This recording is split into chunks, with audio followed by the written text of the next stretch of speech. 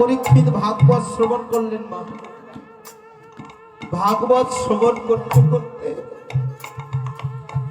রাজা পরীক্ষিতের অন্তরটা হয়ে গেছে কৃষ্ণময়।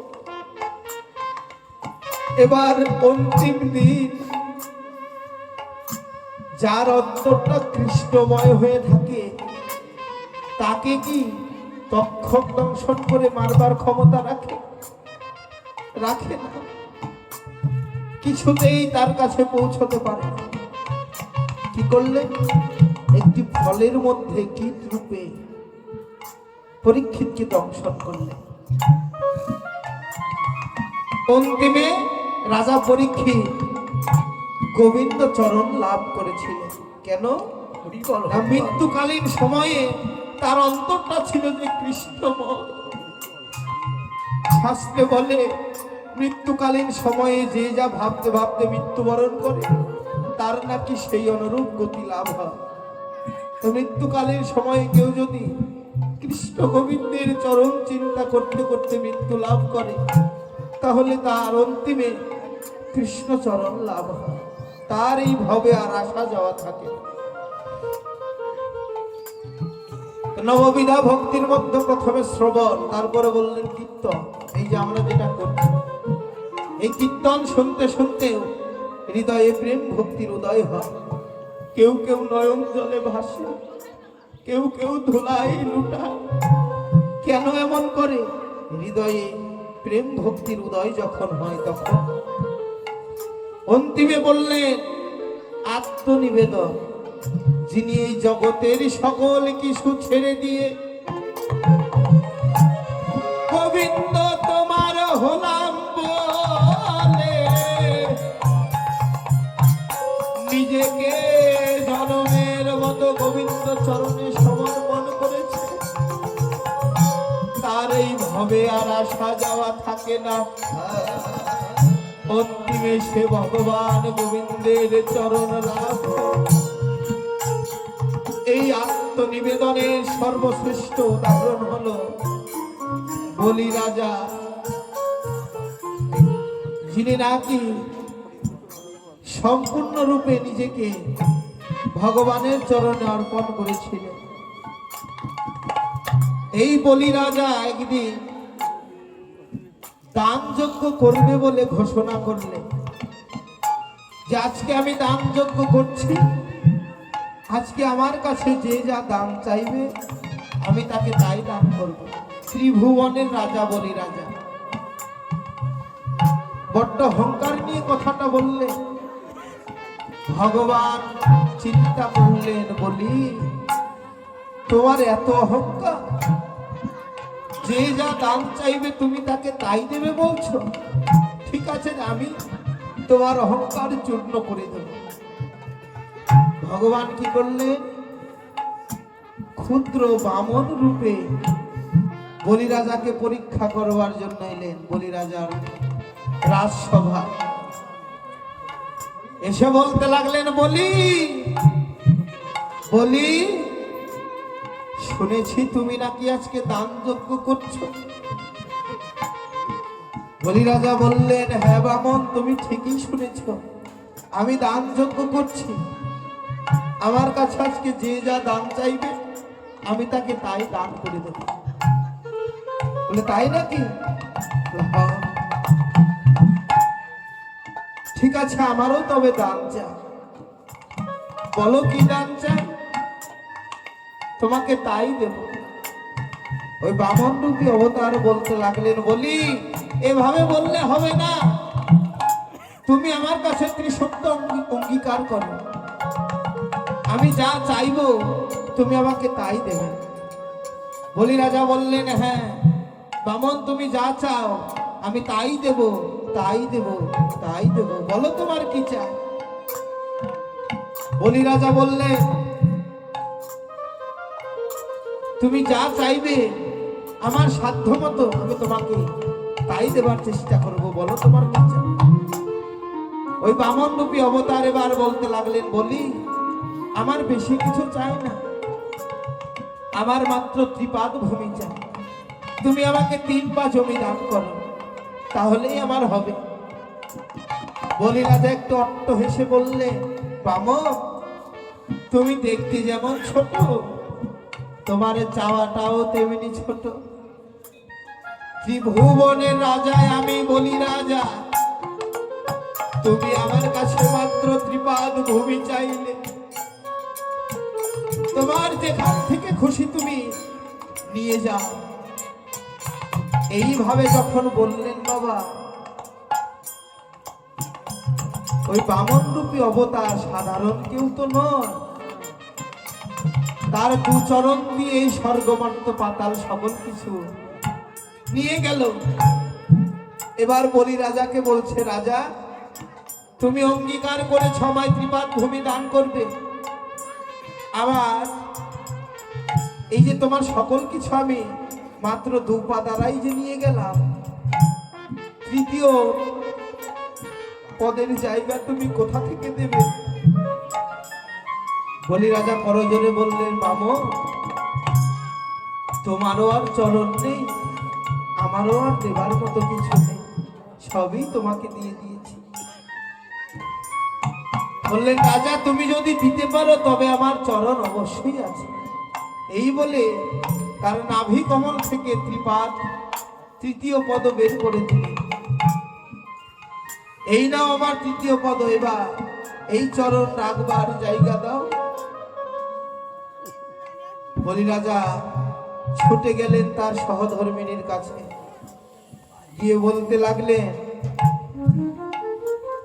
শুনেছ ওই বামন রূপী অবতার দুপাদ মাত্র দুপদ দ্বারাই আমার সকল কিছু নিয়ে গেছে, এখন তৃতীয় চরণের জায়গা আমি কোথা থেকে দেব? সহধর্মিনী কাকে বলে দেখুন, যিনি নাকি স্বামীর যাবতীয় ধর্ম কাজে সহায়তা করে, স্বামীকে যিনি ধর্মের পথে নিয়ে আসেন, তিনি হলো সহধর্মিনী। বললেন, রাজা তুমি তো বুঝতে পারোনি ওই ব্রাহ্মণ সাধারণ কেউ নয়, তোমাকে পরীক্ষা করবার জন্য এসেছে।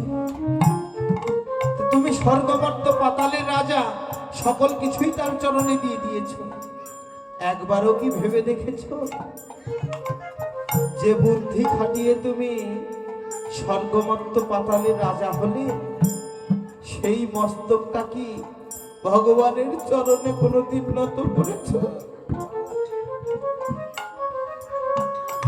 যে যতই দান করুক, নিজেকে নিজে যতক্ষণ ভগবানের চরণে দান না করা যায় ততক্ষণ পর্যন্ত জীবের মুক্তি নাই।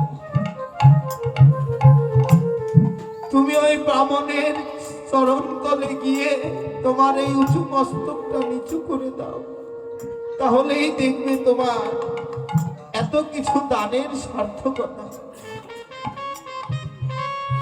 বলি রাজা বললেন, তুমি ঠিক বলেছি, এই মস্তকটা তো কোনোদিন সাধুগুরু বৈষ্ণবের চরণে নত করি নাই, ভগবানের চরণে নত করি নাই। ওই বামন রূপী অবতারের কাছে গিয়ে এবার বলি রাজা করজোরে কাতরে প্রার্থনা করে বলছে, হে বামন রূপী অবতার, আমি তোমায় চিনতে পারি না, সমস্ত কিছুই তো তোমাকে দিয়ে দিলাম, বাকি আছে শুধু নিজেকে দান করা। এই যে আমি তোমার চরণ তলে আমার মাথা পেতে দিলাম, তুমি তোমার তৃতীয় চরণ আমার এই মস্তকে রাখো। এই বলে ওই বামন রূপী অবতারের কাছে প্রার্থনা করে বলতে লাগলে, প্রভু হে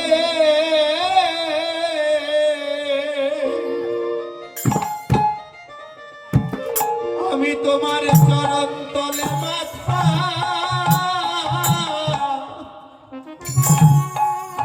মাথা পেতে দিলাম, ওরে আমি তোমার চরণ তলে মাথা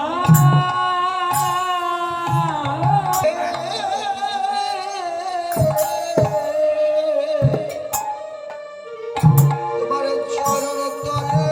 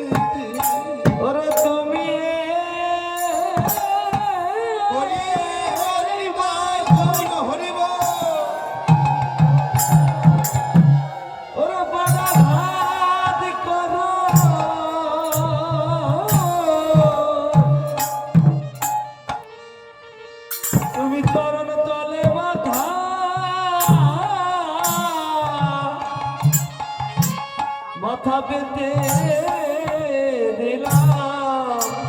প্রভু তুমি আমার মাথা পদাঘাত করো।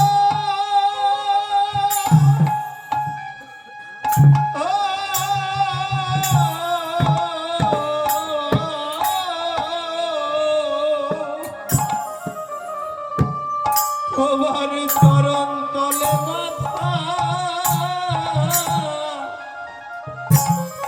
আমি পেতে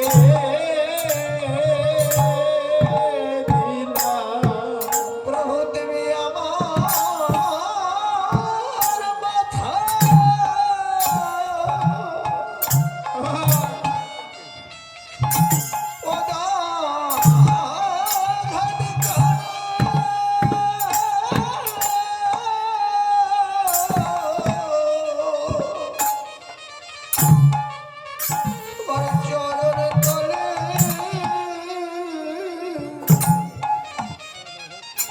মাথা পেতে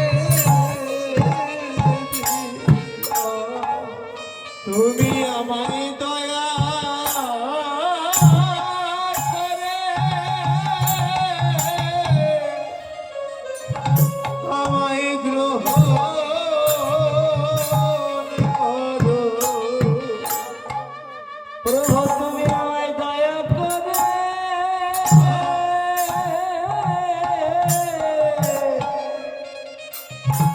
আমায় গ্রহণ করো। প্রভু হে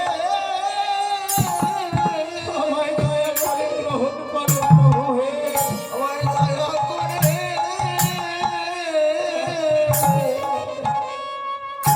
গ্রহণ করো।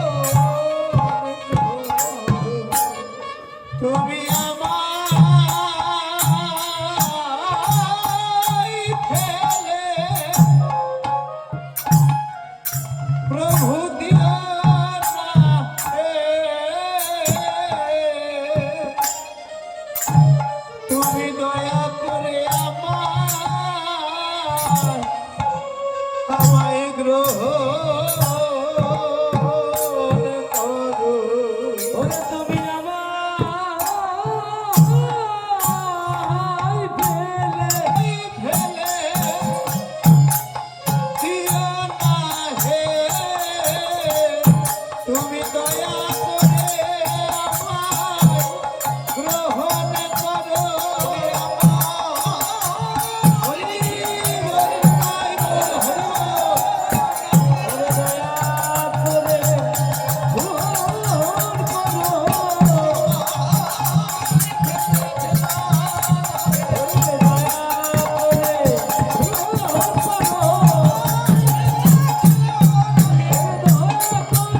গ্রহণ করো।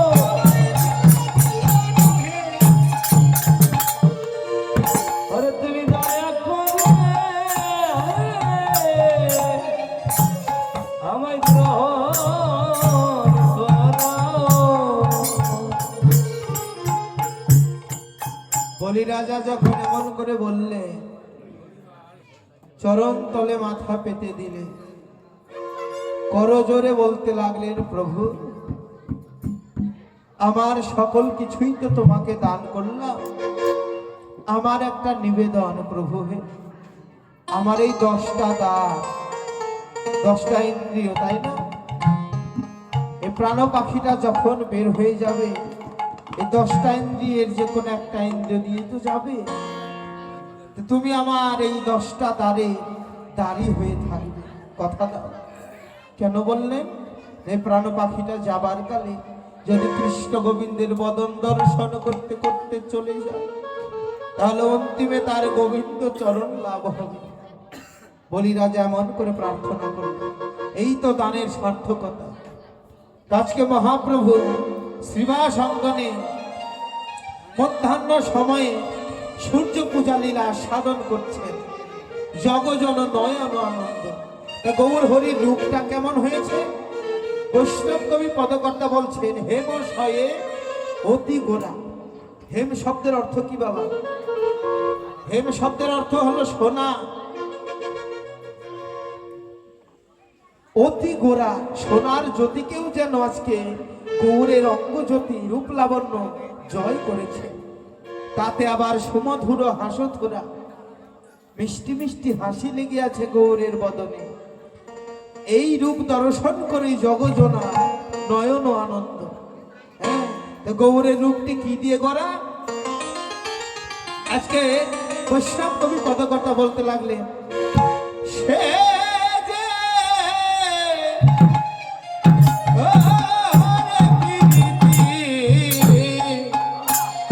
মূরতি কি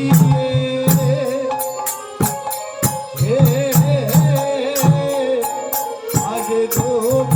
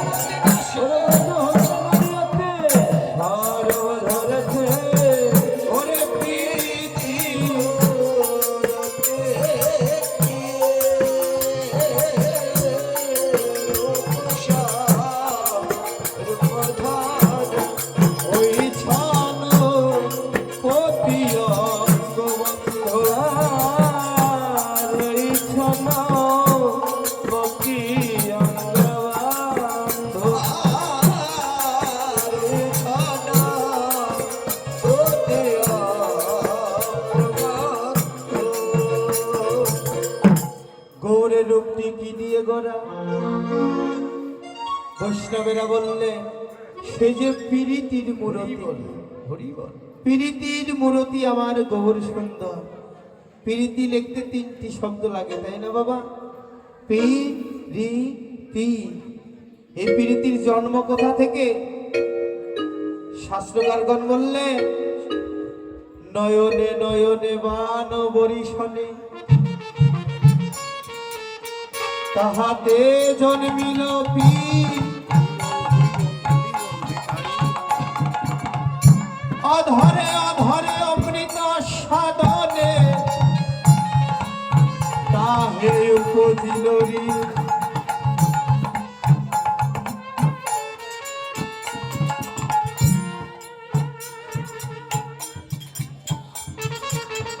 শুধু ভক্তগণ, এই দাদা অধরে অধরে অমৃত সাধনে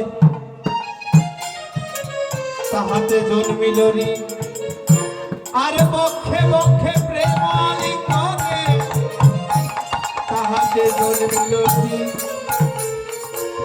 এই তিন অক্ষরে মিলে আজ হইল প্রীতি।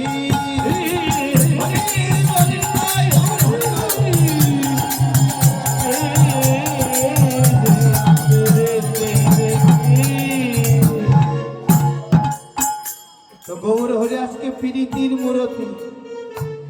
প্রীতির মূরতিকে রূপ স্বরূপ ধর স্বরূপ ধরেছে। কেন?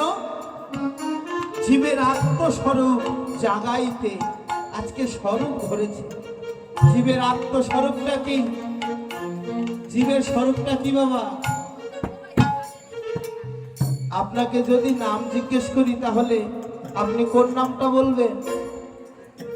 পিতা মাতা যে নামটা দিয়েছে সেই নামটাই তো, তাই না? আসলে কি ওটা আমার পরিচয়? সনাতন গোস্বামী তাই মহাপ্রভুকে প্রশ্ন করেছিলেন, প্রভু এই যে আমি করি, কে আমি? এই আমিটা কে? তো মহাপ্রভু উত্তর করেছিলেন কি জানো? এই আমিটা হলো এই জীব যত আমি করি, এই আমি নই, আমি হলাম কৃষ্ণ দাস। অর্থাৎ এই জীব হলো নিত্য কৃষ্ণ দাস, কৃষ্ণের দাস। এটাই হলো জীবের প্রকৃত পরিচয়। এই স্বরূপটা জাগাবে বলে আজকে ব্রজ হতে নদিয়াতে প্রেমের ঠাকুর মহাপ্রভু আমার অবতীর্ণ হয়েছে, স্বরূপ ধরেছে। হ্যাঁ, আজ বৈষ্ণব কবি পদকর্তাগণ বলতে লাগলেন, কি বলতে লাগলেন? ওরে আজু কি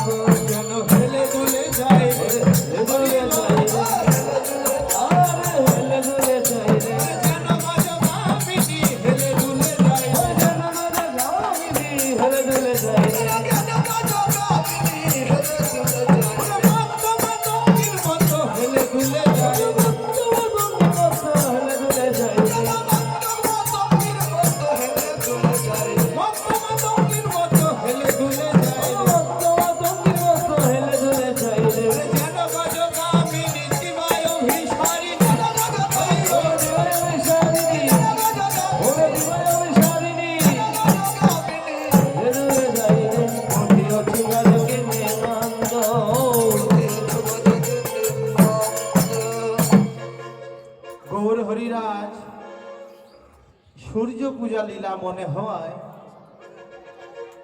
রাধা ভাবে ভাবিত হয়ে সেজে গুজে গতিওছু গজজিনী মন্দ মন্দ মন্দ গতিতে পথ চলছে।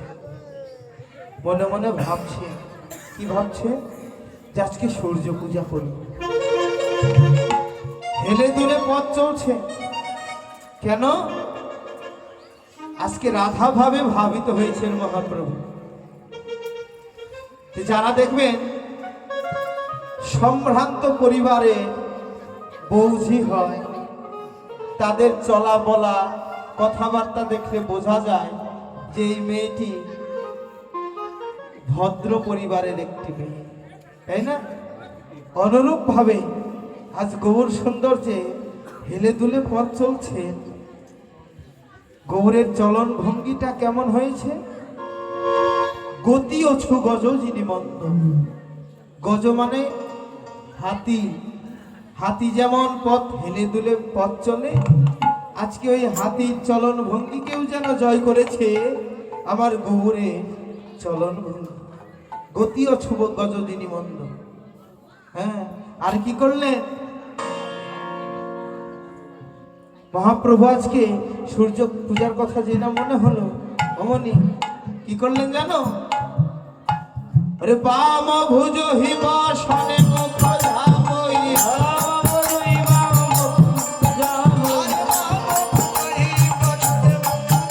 আজি বাম নয়নে ভানুচা,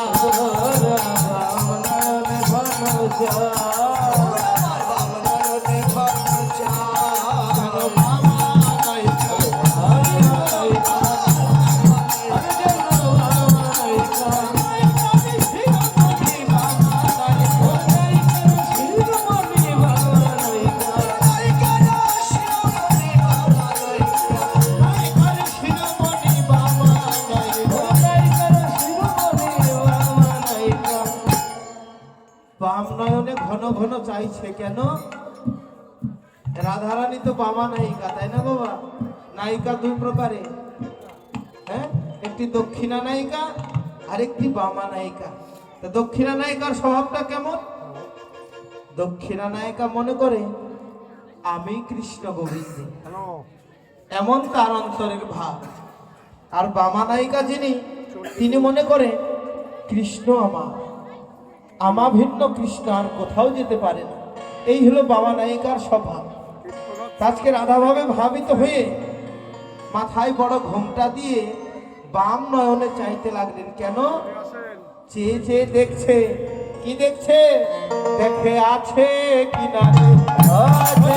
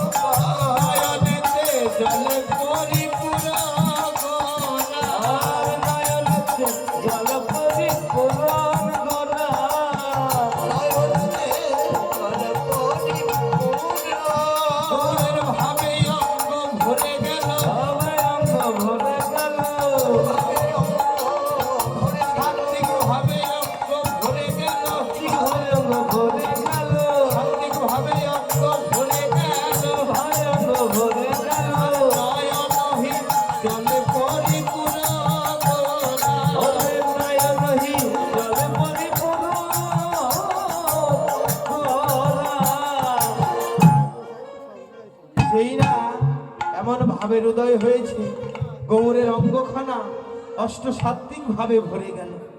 অষ্টসাত্ত্বিক ভাব কেমন? কম্প, পুলক, শ্বেত, বৈভব, এগুলো হলো অষ্টসাত্ত্বিক ভাবের বিকার। এই যে কীর্তন আসরে বসে বসে অনেকে দেখবে নয়ন জলে ভেসে যাচ্ছে, সাত্ত্বিক ভাবের বিকার এগুলো। কেউ কেউ কেঁপে ওঠে, সাত্ত্বিক ভাবের বিকার। এইভাবে আজকে গৌরের অঙ্গে অষ্টসাত্ত্বিক ভাবের বিকার একসঙ্গে জাগরিত হয়েছে। এমন অবস্থা দর্শন করে বৈষ্ণব কবি পদকর্তা করজোরে গৌর চরণে প্রার্থনা করছেন কি? রাধা মোহন দাস চিতে অভিলাষ আর জানো গরি দিতে পারি আমি গৌর চরণ হরি বল নিতাই গৌর হরি বল চরণ আই বানাবো এই ভক্তের চরণ ধুলা যেন আমি মাখতে পারি। আরে আমি গৌর তোমরা আমার সঙ্গ ছাড়া